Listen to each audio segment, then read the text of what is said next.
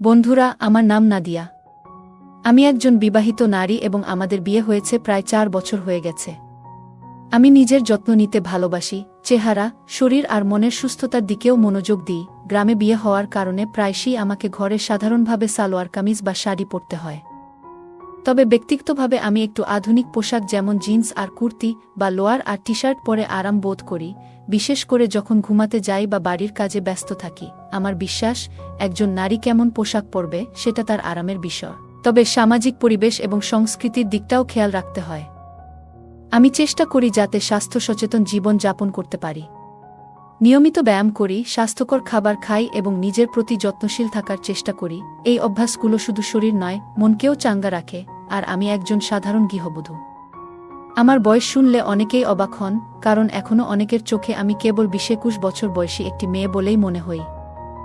আমার স্বামী রোশন একজন সহজ সরল কৃষক, তার সমস্ত মনোযোগ শুধু মাঠ আর ফসল নিয়েই থাকে। একদিন আমার পরীক্ষার তারিখ চলে আসে, কিন্তু দুর্ভাগ্যবশত সেই দিন আমার স্বামীর খুব গুরুত্বপূর্ণ কাজ ছিল, তাই উনি আমার সঙ্গে যেতে পারেননি। আমি তখন বেশ চিন্তিত হয়ে পড়ি। তখন আমার ভাতিজা রোহান নিজেই বলে, চাচি, আমি তোমার সঙ্গে যাব। আমি প্রথমে কিছুটা দ্বিধায় ছিলাম, কিন্তু পরে রাজি হয়ে যাই। আমরা ট্রেনে উঠলাম। রোহান খুব উত্তেজিত ছিল। সে সারা পথ গল্প করছিল, নানা কথা বলছিল। আমার কিন্তু পরদিন পরীক্ষা ছিল, তাই আমি একটু ঘুমাতে চেয়েছিলাম। আমি ওকে বারবার বললাম, রোহান, একটু শান্ত হও তো, কাল আমার এক্সাম আছে। কিন্তু ও খুবই হাসি খুশি মেজাজে ছিল, তাই আমাকে একটু কষ্ট করেই জার্নিটা পার করতে হয়েছে। কিন্তু আমার সাথে এমন কিছু হবে তা আমি কখনই ভাবিনি। বন্ধুরা, আগেই বলে রাখি, যদি আপনি এমন গল্প পছন্দ না করেন, দয়া করে এই গল্পটিকে পাশ কাটিয়ে যেতে পারেন। আমি কাউকে কষ্ট দিতে চাই না, শুধু নিজের অভিজ্ঞতা এবং অনুভূতির কিছু টুকরো আপনাদের সঙ্গে ভাগ করে নিচ্ছি। আমার জীবনের ছোট ছোট মুহূর্তগুলোতেই অনেক গল্প লুকিয়ে থাকে, যেগুলো আমাদের হাসায়, ভাবায়, আবার অনেক সময় চোখে জলও এনে দেয়। আমি অনেক দিন ধরেই সরকারি চাকরির জন্য প্রস্তুতি নিচ্ছি। এটা আমার একটা স্বপ্ন, যেটা আমি যে কোনো মূল্যে পূরণ করতে চাই। এইবার পরীক্ষার তারিখ জানিয়ে দেওয়া হয়েছে, তবে একটু দুশ্চিন্তায় পড়েছিলাম। কারণ এইবারের পরীক্ষা কেন্দ্র আমার শহর থেকে একটু দূরে পড়েছে এবং আমার স্বামীও কাজের কারণে ব্যস্ত ছিলেন। আমি ভাবছিলাম, কে আমার সঙ্গে যাবে। বিকেলে আমার স্বামী বাড়ি ফিরলেন, খুব ক্লান্ত লাগছিল তাকে। আমি তার জন্য গরম খাবার তৈরি করেছিলাম, আমরা একসাথে খেতে বসেছিলাম। খাওয়ার সময় আমি সারাদিনের কথা তাকে বললাম, পরীক্ষা নিয়ে আমার চিন্তা, আর কে যাবে সেই দুশ্চিন্তা। আপনারা দেখছেন বাংলা অডিও স্টোরিজ চ্যানেল। খাওয়া শেষে যখন আমরা বিশ্রাম নিতে গেলাম, তখন আমি কিছুটা চিন্তিত ছিলাম। আমার মুখ দেখে তিনি জিজ্ঞেস করলেন, তুমি এত ভাবনায় পড়েছ কেন? আমি তখন সব বললাম, পরীক্ষার স্থান, দূরত্ব আর তার ব্যস্ততা। তিনি শান্তভাবে আমার কথা শুনলেন, তারপর আমার হাত ধরলেন আর বললেন, তুমি এত দুশ্চিন্তা করো না, আমি আছি তো। আমি কাউকে ঠিক করে দেব তোমার সঙ্গে যাওয়ার জন্য। তুমি শুধু পড়াশোনায় মন দাও, সব ব্যবস্থা আমি করে নেব। তার কথা শুনে সত্যিই আমার মন হালকা হয়ে গেল। তিনি সবসময় এমনই, আমার যে কোনো সমস্যায় পাশে দাঁড়ান। আমি তার কাঁধে মাথা রেখে চোখ বন্ধ করলাম। জানলা দিয়ে চাঁদের আলো ঘরে পড়ছিল, আর তিনি আমার চুলে হাত বুলিয়ে দিচ্ছিলেন। তার স্পর্শে যেন সব টেনশন দূর হয়ে গেল। কিছুক্ষণ পর আমি ঘুমিয়ে পড়লাম। পরের দিন সকালে আমরা একসাথে নাশতা করছিলাম। হঠাৎ তিনি বললেন, আমি ভাবছি তোমার সঙ্গে আমিই যাই। আমার বড় ভাই ১-২ দিনের জন্য মাঠের কাজ সামলে নেবেন। আমি শুনে আনন্দে চমকে উঠলাম, সত্যি? আমি হাসি মুখে জিজ্ঞেস করলাম। তিনি হেসে বললেন, তোমার পরীক্ষাটা খুব গুরুত্বপূর্ণ, আমি চাই তুমি মন দিয়ে পরীক্ষায় অংশ নাও। তার সেই কথাগুলো আমার হৃদয়ে গভীর ছাপ রেখে গেল। এমন একজন সঙ্গী পেয়ে আমি নিজেকে ধন্য মনে করি। আমি চেয়ারে বসেছিলাম, হঠাৎ আমার স্বামী কাছে এসে বললেন, তুমি তো আমার জন্য এত কিছু করো, এবার তোমার পাশে দাঁড়ানোটা আমার দায়িত্ব। আমি আর নিজেকে সামলাতে পারলাম না, উঠে গিয়ে ওকে জড়িয়ে ধরলাম। বললাম, আপনি জানেন না আপনি আমার জন্য কতটা গুরুত্বপূর্ণ। আমার চোখ ভিজে উঠেছিল সুখের অশ্রুতে। ঠিক তখনই দরজায় টোকা পড়ল। রোহান প্রতিদিনের মতো দই নিতে এলো। আমাদের বাড়িতে 2টো মহিষ আছে, যেগুলোর যত্ন নেয় আমার শাশুড়ি। রোহানদের বাড়িতে নিয়মিত আমরা দই পাঠাই। রোহান ঢুকেই বলল, চাচি, মা বলেছে দইটা দেবেন। আমি দই এনে দিলাম ওর হাতে। তখনই আমার স্বামী ওকে জিজ্ঞেস করলেন, রোহান, যদি 2-1 দিন তুমি মাঠের খেয়াল রাখো, কেমন হয়? আজকাল বন্য গরু সুফসল নষ্ট করছে। রোহান একটু অবাক হয়ে বলল, চাচা, আপনি কোথাও যাচ্ছেন নাকি? উনি হেসে বললেন, হ্যাঁ, তোমার চাচির পরীক্ষা আছে শহরে, ওকে নিয়ে যাচ্ছি। এই শুনে রোহানের চোখ মুখে উচ্ছ্বাস ফুটে উঠল। চাচা, চাইলে আমি চাচির সঙ্গে যেতে পারি। আপনি থাকুন মাঠে, আমি ওর দেখাশোনা করব। আমার স্বামী হেসে বললেন, বাহ, এটা তো একদম ভাবিনি। খুব ভালো আইডিয়া বলেছ। তবে তোমার বাবার সঙ্গে আমাকে একবার কথা বলতে হবে। রোহান উচ্ছ্বাসে বলল, চাচা, আমি কথা বলে দেব, আপনার শুধু হ্যাঁ বললেই চলবে। ওর গলায় স্পষ্ট আনন্দ ছিল। আমার স্বামী তাকে আশ্বস্ত করলেন, চিন্তা করো না, আমি নিজেই কথা বলবো। তুমি তৈরি থাকো। তারপর উনি আমার ঘরে এলেন, আমি তখন ব্যাগ গোছাচ্ছি। আমাদের ট্রেন ছিল সন্ধ্যায়। রোহান দৌড়ে ঘরে ঢুকব, চাচি, আমি তোমার সঙ্গে যাচ্ছি। ওর গলায় এমন উৎসাহ যে আমি প্রথমে ভাবলাম ও মজা করছে। হেসে বললাম, এত বকবক করো না রোহান, আমাকে জিনিসপত্র গুছাতে দাও। কিন্তু ও বলল, না চাচি, আমি মজা করছি না, সত্যি বলছি, চাচা বলেছে আমিই যাব তোমার সঙ্গে। যখন বুঝলাম ও সত্যিই বলছে, একটু ঘাবড়ে গেলাম। রোহান বয়সে ছোট, হয়তো 20-21 হবে। যদিও দায়িত্বশীল ছেলে, তবুও একটু দ্বিধা হচ্ছিল। রোহান আমার সঙ্গে যেতে চায় শুনে আমি একটু দ্বিধায় পড়ে গিয়েছিলাম। ওর বয়স এখনো খুব একটা বেশি হয়নি, তাই আমি বললাম, শোনো রোহান, তোমার সঙ্গে গেলে লোকে কি বলবে? তুমি এখনো ছোট। আমি নরম গলায় বোঝানোর চেষ্টা করছিলাম, কিন্তু রোহান তো একেবারে বাচ্চা ছেলের মতো জেদ ধরল। চাচি, ছোট বলো কেন? আমি তো বড়ই হয়ে গেছি। আর আপনাকে তো কেউ একা যেতে দেবে না। চাচারও মাঠে কাজ আছে। আপনাকে তো কাউকে নিয়েই যেতে হবে। আমি ওকে কিছুতেই বোঝাতে পারছিলাম না।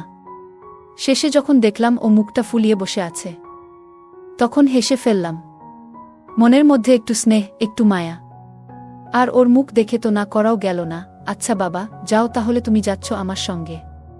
আমি হেসে বলতেই ওর মুখে আনন্দের ঝলক খেলে গেল। সন্ধ্যার আগেই আমরা দুজনেই ট্রেন ধরার জন্য প্রস্তুত হয়ে গেলাম। আমি আলমারির ভিতর থেকে আমার প্রিয় একটা শাড়ি বের করেছিলাম, গা লাল রং, তাতে সূক্ষ্ম সোনালি কাজ। এটা আমার মা বিয়ের সময় দিয়েছিলেন। হালকা মেকআপ করলাম, চোখে কাজল আর ঠোঁটে হালকা গোলাপি রং। চুল ভালোভাবে বেঁধে ছোট্ট একটা টিপ পরলাম। আয়নায় নিজেকে দেখে মনে হলো, আজ নিজেকে একটু বেশি ভালো লাগছে। ঠিক তখনই রোহান ঘরে ঢুকল।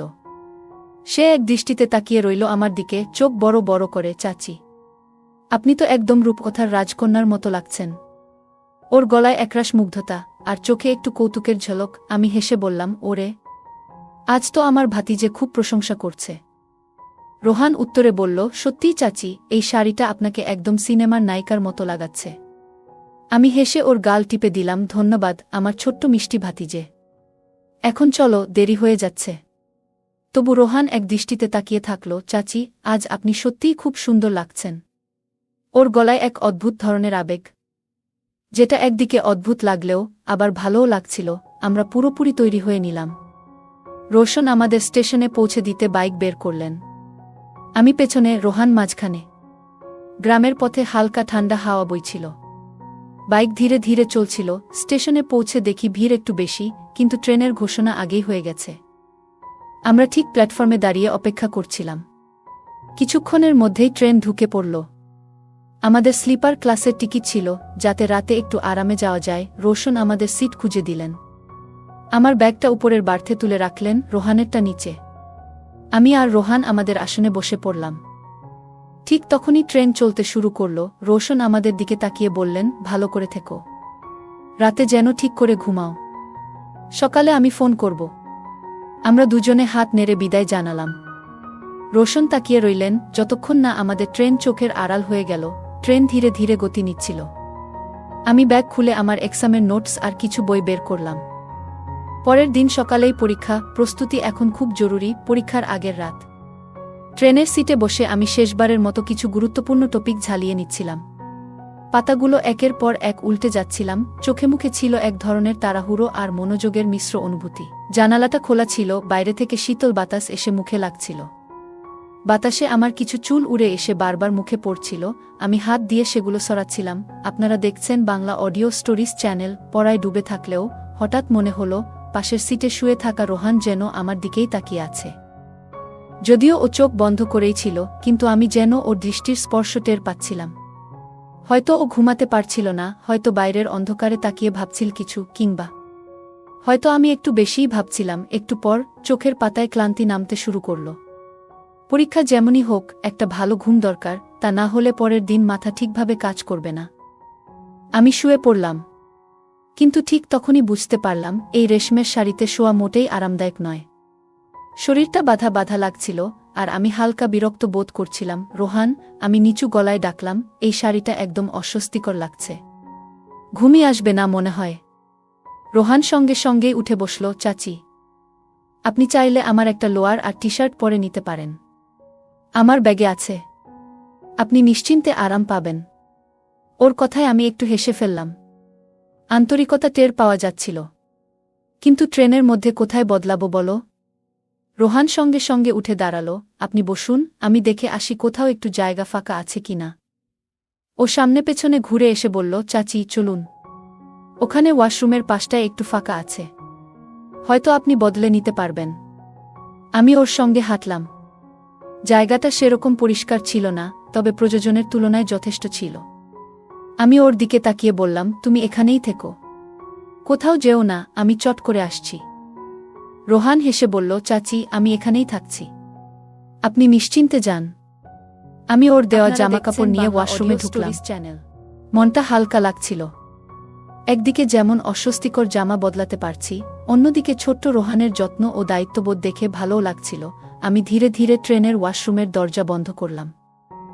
জায়গাটা খুব একটা বড় ছিল না, তবুও কোনোভাবে সেখানেই নিজের ভারী শাড়িটা বদলে ফেললাম।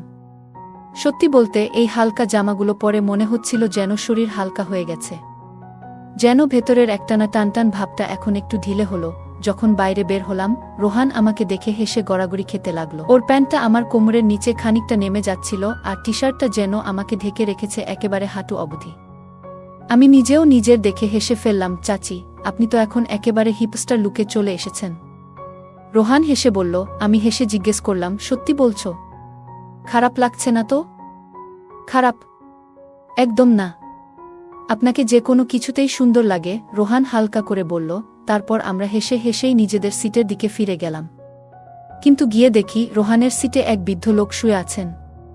তার পা দুটো কাপড় দিয়ে বাঁধা, শরীরটাও কেমন কাহিল লাগছে। রোহান অবাক হয়ে বলল, এই যে, এটা তো আমার সিট, আপনি এখানে কেন? বৃদ্ধ লোকটি ক্লান্ত চোখে তাকিয়ে বললেন, বাবা, শরীরটা ভালো না, কোনো সিট পাইনি, একটু ঘুমাতে দাও, খুব কষ্টে আছি। আমি ওনার কণ্ঠে কষ্টের সেই করুণ সুরটা শুনে থমকে গেলাম। রোহান তখনও কিছু বলতে যাচ্ছিল, আমি ওর কাঁধে হাত রেখে বললাম, থাক না রোহান, ওনাকে ঘুমাতে দাও, আমরা দুজনে একটা সিটে ম্যানেজ করে নেব। রোহান একটু বিরক্ত হলেও আমার কথায় মাথা নেড়ে রাজি হয়ে গেল। আমরা দুজন একটা সিটেই বসে পড়লাম। রাতটা দীর্ঘ ছিল, কিন্তু সেই অসুস্থ মানুষটার আরামটাও ছিল আমাদের কাছে বড়। আস্তে আস্তে আমার চোখে ঘুম নেমে এলো। আমি সিটের একপাশে নিজেকে গুটিয়ে নিলাম, যেন রোহানও একটু বসে বিশ্রাম নিতে পারে। কিন্তু হঠাৎ ঘুমের ঘোরে চোখ খুলে দেখি রোহান বসে বসেই ঝিমুচ্ছে, মাথাটা একবার বাদিকে হেলে যাচ্ছে, একবার ডান দিকে। আমি ওকে হালকা করে নাড়ালাম। রোহান, উঠে একটু শুয়ে পড়ো, তোমার এমন করে বসে বসে ঘুমাচ্ছে দেখে খারাপ লাগছে। রোহান আধো ঘুমে চোখ খুলে বলল, না চাচি, আপনি ঘুমান, আপনাকেই তো সকালে পরীক্ষা দিতে হবে, আমি পরে ঘুমিয়ে নেব। ওর ওই কথাগুলো শুনে আমার ভিতরটা কেমন করে উঠল। নিজের অস্বস্তি ভুলে গিয়েও ও আমাকে কত যত্ন করছে, এই ভাবনাটা আমার বুকটা নরম করে দিল। আমি ওর দিকে তাকিয়ে বললাম, চলো একটু একসাথে ঘুমানোর চেষ্টা করি, একটা সিট তো আছে, ভালো করে বসে থাকলেই চলবে। ও শুধু মুচকি হেসে মাথা নেড়ে সম্মতি দিল। আমি হালকা গলায় বললাম, এই, খুব বেশি কেয়ারিং হবার দরকার নেই, বোঝালে? চুপচাপ শুয়ে পড়ো। আমার কথা শুনে রোহান হেসে ফেলল, তারপর শরীরটা একটু সোজা করে শুয়ে পড়ল। শুয়েই বলল, এক কথা বলি চাচি, এখন বেশ ভালো লাগছে, পিঠটা বড্ড ব্যথা করছিল। আমি সিটের আরেক পাশে মুখ ঘুরিয়ে শুয়েছিলাম, একটু পা গুটিয়ে নিলাম যাতে ওর জায়গাটা একটু বাড়ে। সিটটা তেমন চড়া না হলেও আমরা দুজনই কোনোভাবে জায়গা করে নিচ্ছিলাম। শরীরের মাঝে খানিকটা ফাঁকা ছিল, তবুও একজন আরেকজনের উপস্থিতি টের পাওয়া যাচ্ছিল। প্রথম দিকে সব ঠিকঠাক লাগছিল। আমি ভেবেছিলাম ও নিশ্চিন্তে একটু ঘুমাতে পারবে। কিন্তু যত রাত বাড়তে থাকল, তত বুঝলাম এই ছোট্ট সিটে দুজন শুয়ে থাকা মোটেই সহজ নয়। রোহান ঘুমে একটু বেশি নড়াচড়া করে, কখনো হাতটা আমার দিকে এসে পড়ে, কখনো বা পা। আমি বারবার নিজেকে গুটিয়ে নিচ্ছিলাম যাতে ওর ঘুমে বিঘ্ন না ঘটে। ঘুম ঠিকঠাক আসছিল না। একটু চোখ লাগলেই ওর নড়াচড়ায় ঘুম ভেঙে যাচ্ছিল। মাথায় ঘুরছিল, সকালেই তো পরীক্ষা, আর আমি ঘুমোতেই পারছি না। ক্রমেই অস্বস্তি বাড়ছিল। একবার ভেবেছিলাম রোহানকে কিছু বলি, কিন্তু তারপর মনে পড়ল এই ছেলেটাই তো আমার সঙ্গে এসেছে, কত সাহায্য করছে। তাই নিজেকে চুপ রাখলাম, কিন্তু যখন একই জিনিস বারবার হতে লাগল, তখন আর নিজেকে সামলাতে পারলাম না। আমার ধৈর্যের বাঁধ যেন ভেঙে যাচ্ছিল। শরীরটাও কেমন ব্যথা করে উঠল, মনে হচ্ছিল কাঁধ থেকে কোমর অবধি সব শক্ত হয়ে গেছে। একটা গভীর নিঃশ্বাস নিলাম, তারপর ও একটু নড়তেই আমি হালকা করে ওর কাঁধে চাপ দিয়ে বললাম, রোহান, একটু সাবধানে শো তো। ট্রেন তখন গভীর রাতে শা শা করে চলছিল। কেবিনের ভিতরে হালকা নীল আলো জ্বলছিল, একরকম স্বপ্নময় আবহ তৈরি হয়েছিল। ঘুমের মধ্যে হঠাৎ আমার চোখ খুলে গেল, আমার পাশেই রোহান শুয়েছিল। অন্ধকারে ওর মুখটা স্পষ্ট বোঝা যাচ্ছিল না, কিন্তু শরীরের নড়াচড়া টের পাওয়া যাচ্ছিল। হঠাৎ মনে হলো ওর হাতটা আমার শরীরের খুব কাছাকাছি চলে এসেছে। আমার ঘুম পুরোপুরি কেটে গেল। আমি চোখ শুরু করে ভালো করে দেখার চেষ্টা করলাম। অন্ধকারে পরিষ্কার দেখা যাচ্ছিল না কিছুই, কিন্তু সেই মুহূর্তে একটা অদ্ভুত অনুভূতি হল। আপনারা দেখছেন বাংলা অডিও স্টোরিজ চ্যানেল। আমি ধীরে ধীরে পেছনে সরে এলাম, যেন ওর ঘুম না ভাঙে, আর আমার অস্বস্তিটাও কিছুটা কমে। মনে হচ্ছিল এমন পরিস্থিতিতে শান্ত থাকা জরুরি। কোনো ভুল বোঝাবুঝি হোক, সেটা আমি চাইনি। আমার মনে হচ্ছিল যেন কেউ ধীরে ধীরে স্পর্শ করার চেষ্টা করছে। হৃদয়টা ধুকধুক করে উঠল। এটা কি বাস্তব, নাকি কোনো স্বপ্ন? এক ঝটকায় উঠে বসলাম। সঙ্গে সঙ্গে রোহানও ঘুম থেকে চমকে উঠল। কি হলো চাচি? সব ঠিক তো? ঘুম জড়ানো কণ্ঠে প্রশ্ন করল ও। আমি কিছু বললাম না, শুধু ওর দিকে তাকিয়ে রইলাম। ওর চোখে তখনও ঘুমের ছাপ স্পষ্ট ছিল, মনে হচ্ছিল কিছুটা চিন্তিত। আমি তাড়াতাড়ি নিজের জামা ঠিক করলাম। সবকিছু ঠিকই ছিল, কিন্তু মনে একটা অস্বস্তি রয়ে গেল। আমি কি ভুল দেখলাম, নাকি সত্যিই কিছু হয়েছিল? না, কিছু না। একটু জল খেতে ইচ্ছে করছিল, বললাম হালকা গলায়। নিজেকে স্বাভাবিক রাখার চেষ্টা করে জলের বোতল তুলে এক ঢোক খেলাম। হাতটা এখনও একটু কাঁপছিল। আবার তাকালাম রোহানের দিকে। ও তখনও অবাক চোখে তাকিয়েছিল। ভাবতে লাগলাম, ও বুঝে ফেলেছে কি আমি কিছু টের পেয়েছি। রাতটা আর ভালোভাবে কাটল না। চিন্তার ভারে চোখে ঘুম এলো না। আমি ভেবে যাচ্ছিলাম, যা মনে হচ্ছিল সেটা কি সত্যি ছিল, নাকি কেবল একটা ভুল বোঝাবুঝি। সকালে যখন ঘুম থেকে উঠলাম, মনে হচ্ছিল শরীর ক্লান্ত। ট্রেন কিছুক্ষণের মধ্যেই শহরে পৌঁছে যাবে। Bangla audio stories. আমরা পাশাপাশি বসে থাকলেও বিশেষ কথা হচ্ছিল না। মনটা এখনও অস্বস্তিতে ভরা ছিল। হঠাৎ জানালার বাইরে তাকিয়ে থাকতে থাকতে অনুভব করলাম রোহানের হাত খুব হালকা করে আমার বাহুর পাশে ছুঁয়ে গেল। এক মুহূর্তের জন্য হলেও সেটা আমার মনে অস্বস্তি তৈরি করল। আমি একটু সরে বসলাম। রোহান জিজ্ঞেস করল, কি হলো চাচি? শরীর খারাপ লাগছে? না, ঠিক আছি, বললাম সংক্ষিপ্তভাবে। একটু দূরত্ব রেখে আমি জানালার বাইরে তাকিয়ে থাকলেও মনটা তখন নানা প্রশ্নে জর্জরিত। রাতে যা ঘটেছিল, আর এখন এই আচরণ, সব মিলিয়ে ওর প্রতি একটা অজানা অনিশ্চয়তা জন্ম নিচ্ছিল। আমি তখন শুধু চাইছিলাম যেন এই যাত্রা তাড়াতাড়ি শেষ হয়। সকাল হলেও ঠিকঠাক ঘুম হয়নি, কিন্তু দিনের আলোয় কিছুটা স্বস্তি লাগছিল। স্টেশনে পৌঁছে আমরা নামলাম। রোহান জিজ্ঞেস করল, আপনার পরীক্ষা সেন্টার কোন দিকে চাচি? আমি দিক দেখিয়ে দিলাম, এবং ও বলল, চলুন আমি আপনাকে পৌঁছে দিই। পরীক্ষা কেন্দ্রের বাইরে ভিড় ছিল। আমি চুপচাপ নিজের অ্যাডমিট কার্ড বের করে ভিতরে ঢুকে গেলাম। চারপাশে পরীক্ষার্থী ও অভিভাবকদের ভিড়। ভেতরে পরিবেশ শান্ত। আমি নিজের সিটে বসে পরীক্ষার অপেক্ষা করতে লাগলাম। একটু নার্ভাস লাগলেও নিজেকে সামলে রাখলাম। পরীক্ষার কাগজ হাতে পাওয়ার পর আমি মনোযোগ দিয়ে প্রশ্নগুলো পড়তে শুরু করলাম। আগের রাতে ঘুম ঠিকঠাক না হলেও বছরের পর বছর যে প্রস্তুতি নিয়েছিলাম, তা কাজে লেগে গেল। প্রশ্নপত্র মোটামুটি ভালোই হয়েছিল, কিছু সহজ, কিছু একটু কঠিন। কিন্তু সামগ্রিকভাবে নিজের পারফরম্যান্সে আমি সন্তুষ্ট ছিলাম। কিভাবে 3 ঘন্টা কেটে গেল বুঝতেই পারিনি। ঘন্টা বাজতেই উত্তরপত্র জমা দিয়ে বাইরে এলাম। রোহান বাইরে দাঁড়িয়েছিল, যেমন কথা হয়েছিল। ওকে দেখে হালকা একটা হাসি দিলাম, আর আমরা কাছের একটা রেস্তোরাঁয় সকালের খাবার খেতে গেলাম। সারা রাস্তা রোহান এমনভাবে কথা বলছিল যেন রাতের কোনো ঘটনাই ঘটেনি। ওর স্বাভাবিক আচরণ আমাকে আরও অস্বস্তিতে ফেলছিল। খাবার শেষে আমরা স্টেশনের দিকে রওনা দিলাম। ফিরতি ট্রেন ছিল দিনের বেলায়, তাই স্লিপার কোচে খুব বেশি ভিড় ছিল না। আমরা নিজেদের জায়গায় বসে পড়লাম। কিছুক্ষণ পর রোহান মোবাইল চার্জ দিতে উঠে গেল এবং বলল যে ও ওয়াশরুমে যাবে। আমি একা বসেছিলাম, কিন্তু হঠাৎ মনে হলো ওর ফোনটা একটু দেখার ইচ্ছা হচ্ছে। আমার মন তখনও রাতে ঘটনার দোলাচলে কাঁপছিল। নিজেকে আটকাতে পারলাম না। ফোনটা হাতে তুলে নিলাম। পাসওয়ার্ড আমি জানতাম, কারণ আগেও দিয়েছিল। ফোন খুলতেই কয়েকটা নোটিফিকেশন চোখে পড়ল। কৌতূহলবশত আমি ওর চ্যাট হিস্ট্রি খুলে ফেললাম। যা দেখলাম তা দেখে আমার চোখ স্থির হয়ে গেল।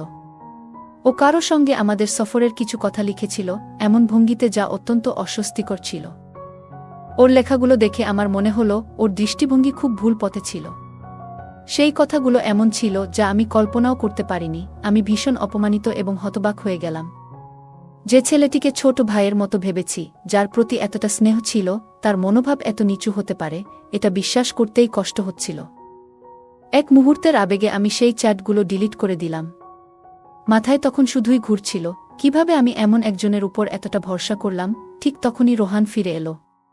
আমি তড়িঘড়ি ফোনটা আগের জায়গায় রেখে জানালার দিকে মুখ ফিরিয়ে নিলাম। মুখে একটা চাপা রাগ আর লজ্জার ছাপ ছিল। ও কথা বলতে চাইল, কিন্তু আমি কিছু বললাম না। আমার চোখে তখন জল এসে গিয়েছিল, কিন্তু সেটা দুঃখের নয়, বরং ক্ষোভ আর হতাশার। আমি আর কিছু ভাবতে পারছিলাম না। শুধু ভাবছিলাম কিভাবে এভাবে আমার বিশ্বাস ভেঙে গেল। আমি ওর দিকে আর একবারও তাকাতে পারিনি। ওর প্রতি সেই ভরসা, সেই ভালোবাসা, সব যেন মুহূর্তেই ভেঙে চুরমার হয়ে গেল। ওর আসল রূপ দেখে আমার মনটা ভেঙে গিয়েছিল। পুরো ট্রেন জার্নি আমি একবারও ওর সঙ্গে কথা বলিনি। ভেতরে শুধু একটাই অনুভূতি ঘুরছিল, যত দ্রুত সম্ভব বাড়ি পৌঁছে যেতে চাই, আর এই তিক্ত অভিজ্ঞতাটাকে পেছনে ফেলে দিতে চাই।